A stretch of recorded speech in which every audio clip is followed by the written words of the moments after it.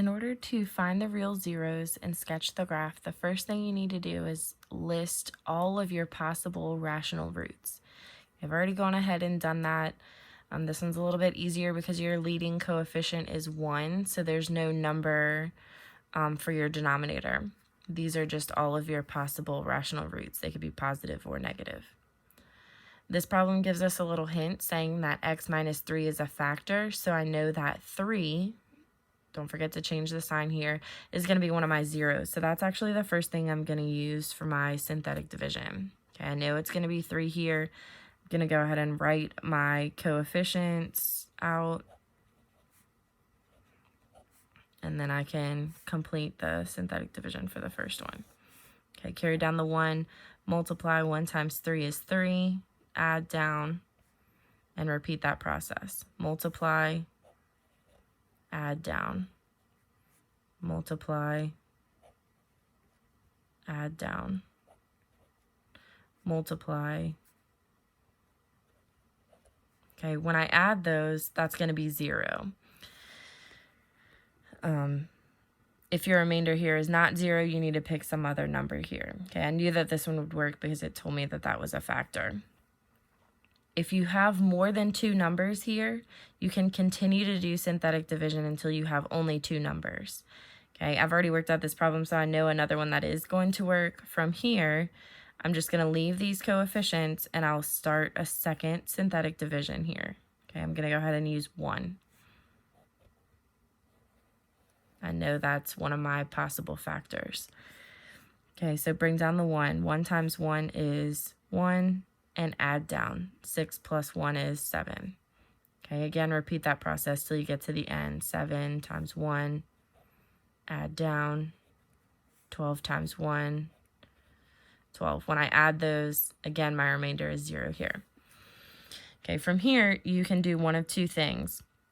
You can write this is 1x squared plus 7x plus 12 and factor that using the AC method, or you can just use synthetic division again. It's totally up to you. I've already done this, and I know that another factor is going to be -3, so I'm going to go ahead and show you how to do it that way. Carry down the 1. 1 times -3 is -3. Add down. 4 times -3 is -12. Okay, and this is 0. Now, once you have just 2 numbers here, okay, this is going to be your x term. Whatever sign this is, leave it as that. And then you can write this equal to 0.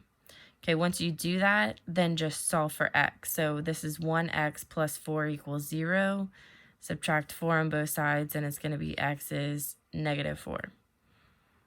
Okay, that means that this is one of my roots. Okay, so each of these is a root, and whatever you get here is a root.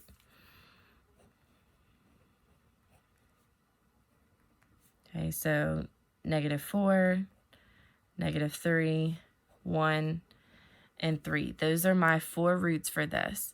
Each of them is only there once, not multiple times, so that means that my multiplicity for each of these is just 1. If it has an odd multiplicity, that means it crosses through. So at each of these zeros, the graph is going to cross through at that point. The only other thing that I need to know in order to sketch this is my end behavior. Okay, I'm going to abbreviate that EB. I need to know what's going to happen as the graph goes to the left and what happens as it goes to the right. Okay, look at your leading coefficient. Okay, it's understood that there's a +1 here. Because it's positive, that means that is what your right side is doing. It's going up in a positive direction. Okay, then look at your degree. This is an even degree, so it's going the same direction. So put points on your roots, -4, -3, 1, +3. Okay, on either end, it's going to be going up. Okay, and then we're just crossing through at each of these. So it's going to look something like that.